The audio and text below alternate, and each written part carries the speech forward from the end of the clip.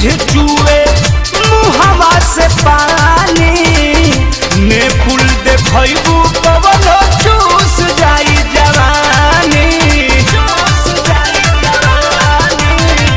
जोश में बेहोश जानी हो खतवा तना तहरा लेखा ढेर लइका पार कैनी कतना देख मोर अन्हारी घर लौकी अंजोर देख मोर अन्हारी घर लौकी अंजोर ए सोनी ऊपर बा ए सोनी ऊपर बयतना गोरनी जवान कैसन बावे तो ए सोनी ऊपर बयतना गोरनी जवान कैसन होई तो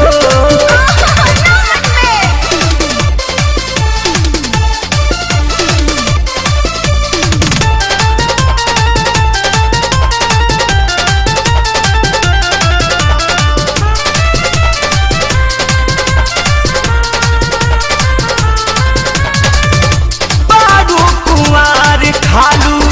दसरा के धन हो जईबू ससुरवा कैसे मानी तोहर मान हो दिन समान कबो खैला से घाटी बुझन बाजार वाला हौर पर पति ऐसे न बेरी बेरी देखा हमरा ऐसे न बेरी बेरी देखा हमरा ये चंदा ऊपर बा ये चंदा ऊपर बयतना गोरनी जवान कैसन होई तो ये चंदा ऊपर बयतना गोरनी जवान कैसन होई तो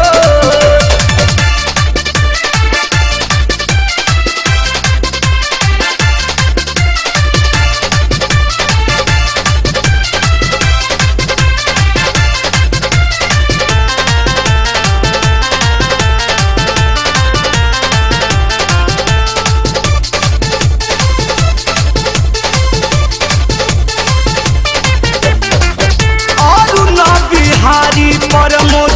पाई जहिया फाका रखी हो बचा के एटीएम खोल दी खाता चीज है हमार तो भी चाहे दिखाई कतनो लगई बचकर तब न भेटाई ढेर नीरज बोला बात कर दे हम बिटो ढेर शंकर बोला बात कर दे हम बिटो एने हाउ परबा